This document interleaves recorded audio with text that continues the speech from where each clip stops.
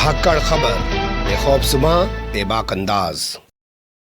धाकड़ खबर के news room से मैं आपके साथ हूं अकरम रईस खान। जिस तरह से उत्तर प्रदेश समेत देश के 5 राज्यों में होने वाले विधानसभा चुनाव से पहले धर्म संसद के नाम पर, जी हां, धर्म संसद के नाम पर मुसलमानों के खिलाफ जहर उगला जा रहा था या उगलवाया जा रहा था, ठीक उसी तरह से अब गुजरात, हिमाचल प्रदेश और जम्मू कश्मीर में होने वाले विधानसभा चुनाव से पहले भागवत कथा की आड़ में, जी हां, भागवत कथा की आड़ में, इस शब्द को थोड़ा गौर से सुनिए, भागवत कथा की आड़ में जहर उगला जा रहा है या उगलवाया जा रहा है। और इस बार जहर उगलने की शुरुआत की गई है उत्तर प्रदेश के अलीगढ़ जिले से और निशाना बनाया गया है अलीगढ़ मुस्लिम यूनिवर्सिटी को। कहा गया है कि बम लगाकर अलीगढ़ मुस्लिम यूनिवर्सिटी को उड़ा देना चाहिए और वहां मौजूद लोगों को निकालकर डिटेंशन सेंटर में डाल देना चाहिए। यही नहीं, मदरसे में पढ़ने वाले बच्चों के दिमाग से कुरान रूपी वायरस को मिटा देना चाहिए। और इत्तेफाक से यह बयान उसी साधु ने दिया है जो अपने आप को यति नरसिम्हानंद सरस्वती और यति नरसिम्हानंद गिरी कहता है, जूना अखाड़े का महामंडलेश्वर बताता है और जब भी मुंह खोलता है तो जहर ही उगलता है। पुलिस ने पहले की तरह उसके खिलाफ FIR दर्ज कर ली है, लेकिन पहले की तरह पुलिस का निकम्मापन दिखाई दे रहा है। लेकिन कैसे पूरा घटनाक्रम सामने आ रहा है, विस्तार से आपके सामने रख देते हैं, खुद देख लीजिए।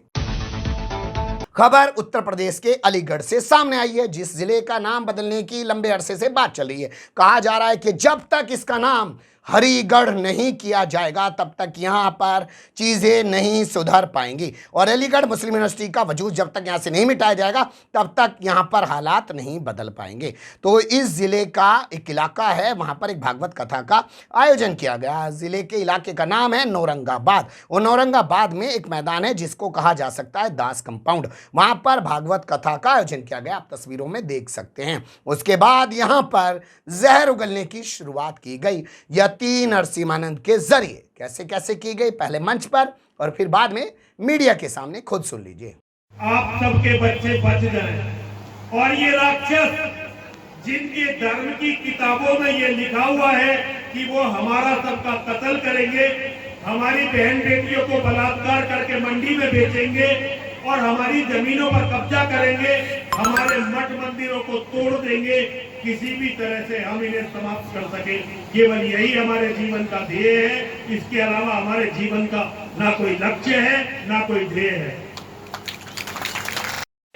और जैसे चीन करता है ना, मदरसे के सारे विद्यार्थियों को ऐसे शिविरों में भेज दिया जाना चाहिए जहां से उनके दिमाग में से कुरान नाम का वायरस निकाला जा सके।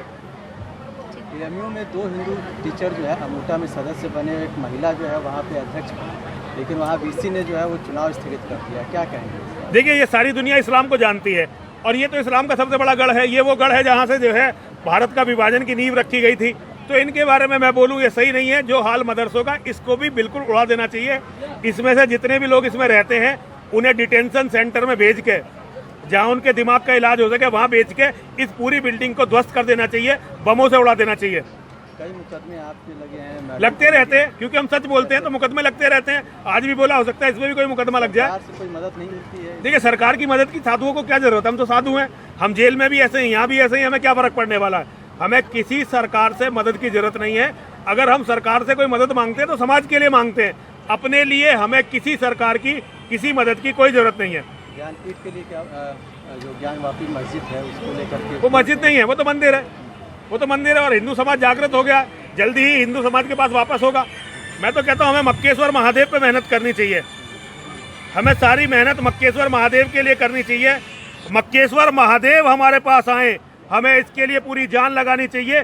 केवल ज्ञान व्यापी को लेकर क्या होगा, मक्केश्वर महादेव हमारे पास होने चाहिए। पूरी दुनिया में जहाँ भी मंदिरों को तोड़कर मस्जिदें बनाई गई हैं, वो सारे स्थान हमारे वापस आने चाहिए।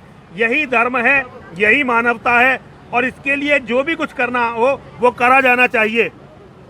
आगे क्या प्लानिंग है सर आपकी? देखिए, आगे प्लानिंग जो माँ और महादेव चाहें। हम लोग तो लगे रहेंगे अपने धर्म के लिए, रास्ता बनाने का काम माँ और महादेव का है। हम लोग हर तरह से अपने धर्म की लड़ाई लड़ेंगे और धर्म के लिए लड़ते हुए मारे जाएंगे। उत्तर प्रदेश में अपराध बढ़ रहा है, लखीमपुर खीरी की घटना को लेकर वो अपराध नहीं है। लखीमपुर खीरी में जो हुआ उसे अपराध मत करिए, कहिए वो इस्लाम का जिहाद है। वो जिहादियों ने करा है जो पिछले 1400 साल से हमारी बहन बेटियों को अपना शिकार बना रहे हैं। वहाँ कोई अपराध नहीं हुआ, वहाँ जिहाद हुआ है। पहले जिहाद को समझिए, जिहाद को मिटाइए, तभी मानवता सुरक्षित होगी, वरना जिहाद तो सबको खत्म होना करेगा। ये हर हिंदू बेटी के साथ होगा एक दिन। आप ये मत सोचिए लखीमपुर में हो गया तो हो गया, ये हर हिंदू बेटी के साथ होगा। सुन लिया आपने। अब वीडियो वायरल होने के बाद पुलिस बड़ी क्रांतिकारी बन रही है। यहाँ का एसपी सिटी सामने आ गया और एसपी सिटी बयान देकर कह रहा है जैसे उसको किसी ने लिख के दिया हो, दूसरी क्लास के बच्चे की तरह देख देख कर पढ़ रहा है और बता रहा है कि उसने इस पूरे मामले में एफआईआर दर्ज कर ली है। एफआईआर दर्ज करने के बाद क्या उन लोगों के घरों पर बुलडोजर चला दिया है, उन पर एनएसए लगा दिया है, यूएपीए लगा दिया है। बता दें आपको, अलीगढ़ मुस्लिम यूनिवर्सिटी एक सेंट्रल यूनिवर्सिटी है। सेंट्रल यूनिवर्सिटी को बम से उड़ाने की जो आदमी बात कर रहा है, उससे बड़ा देशद्रोही क्या कोई और हो सकता है। लेकिन आप भाषा सुनिए एसपी सिटी कुलदीप गुणावत की। क्या आपको लगता है कि इसमें वो सब करने का दम होगा जो करना इसको चाहिए? सुन लीजिए। गांधी पार्क निवासी अशोक पांडे तथा पूजा शकुन पांडे द्वारा अपने बी दास कंपाउंड स्थित निवास पर एक कार्यक्रम आयोजित किया गया था, जिसमें विभिन्न वक्ताओं द्वारा अपने वक्तव्य प्रस्तुत किए गए थे। उन्हीं में ही स्वामी यति नरसिम्हानंद द्वारा एक संप्रदाय विशेष के संस्थानों के संबंध में अभद्र व आपत्तिजनक टिप्पणी की गई। इसके आधार पर थाना गांधी पार्क में सुसंगत धाराओं में मुकदमा पंजीकृत किया गया है तथा इसमें विधिक कार्रवाई प्रचलन में लाई जाएगी। सुन लिया आपने एसपी कुलदीप गुणावत को। हलक से आवाज ढंग से नहीं निकल पा रही है, शब्द वही पढ़ रहा है जो उसको लिखकर दिए गए हैं। पूरा मामला सामने आने के बाद एक बार फिर माहौल गरमाने लगा है और सवाल खड़ा होने लगा है कि संयोग तो हो नहीं सकता कि उत्तर प्रदेश समेत 5 राज्यों में होने वाले चुनाव से पहले धर्म संसद की आड़ में जहर उगलवाया जा रहा था और अब भागवत कथा के मौकों पर इस तरीके की भड़काऊ बयानबाजी कराई जा रही है, जिसको एसपी सिटी भड़काऊ भी नहीं बोल पा रहा है। कार्रवाई तो करेगा क्या?